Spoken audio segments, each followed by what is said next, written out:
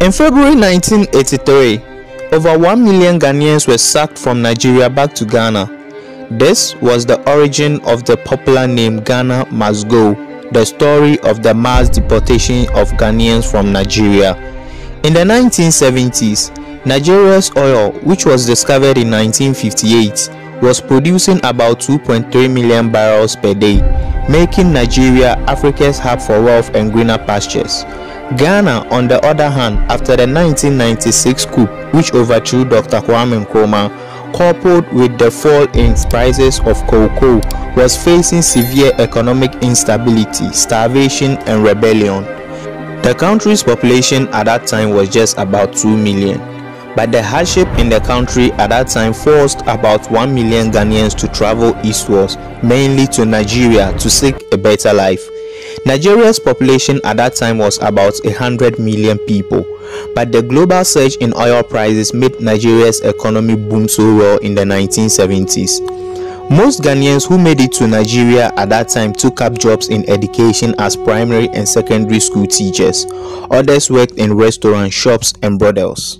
Life was moving on so well until the 1980s, when prominent oil consumers such as Canada and the US went into recession, and oil demand drastically went down.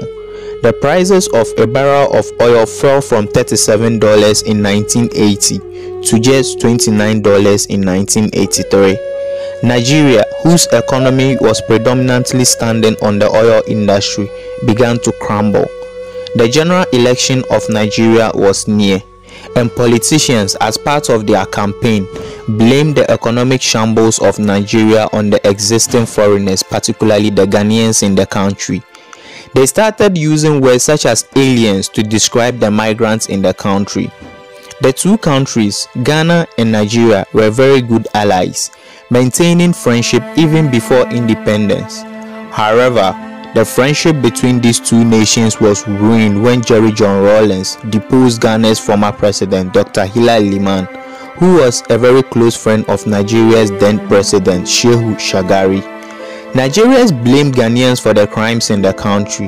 In 1980, an illegal Cameroonian migrant, Mohamed Marwa, organized a religious insurrection that led to the death of many citizens and migrants. Nigeria couldn't take it any longer when two of the group of men who robbed the then former president, Alexander Ekwene, were found out to be Ghanaians.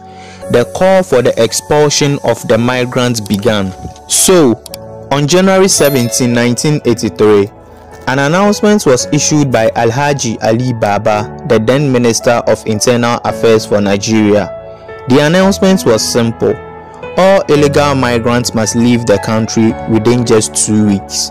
Anyone who disobeyed this executive order will be arrested and forcefully deported. This is the point where the name Ghana Must Go became so popular. Before 1983, the plastic bags, which came mostly in blue and red colors, had no name until when Ghanaians started getting them and stuffing in their belongings amid chants from Nigerian citizens. Ghana must go, Ghana must go, or you could say Ghana must go, Ghana must go in the Nigerian accent. After packing their belongings into the plastic bags, which now came to be known as Ghana Must Go, the Ghanaians crammed into trucks, pickups, taxis and other vehicles and took any of the nearest available exits from Nigeria. People fleeing from Nigeria were carrying, dragging and clutching their properties along. They sold all those items that they couldn't carry along with them at a very cheap price. Meanwhile, following a coup attempt, the then president of Ghana, J.J. Rawlings, had all the borders of Ghana closed in 1981 to prevent any insurgents. So, when the Ghanaian migrants from Nigeria got to the borders of Ghana, the hundreds of thousands of migrants were stranded. Togo had also closed their borders with Benin to avoid any refugee crisis. The people were caught in the scorching heat at the borders of Ghana. And they are killing many people. If you don't go, your life is at risk. Whether you like it or not, you should live. Water and food was becoming scarce, and disease spread certain. It became an international news. The international humanitarian community condemned Nigeria's decision. West Africa continues to be economically and politically disrupted by the mass movement of workers expelled from Nigeria. The United States Red Cross Society, according to the Washington Post, airlifted 500 tents, 10,000 blankets and buckets to aid the stranded Ghanaian migrants at the border of Ghana. Many people say it was a retaliation from Nigeria for what Ghana did in 1969. That year, the then Prime Minister for Ghana, Kofi Bougia, had made the Alien Compliance Order, which departed about 2.5 million foreigners, most of whom were Nigerians. Today, though these two countries, Ghana and Nigeria, live together peacefully as brothers and sisters, Nigeria has never officially apologized for the 1983 Ghana Must Go incident.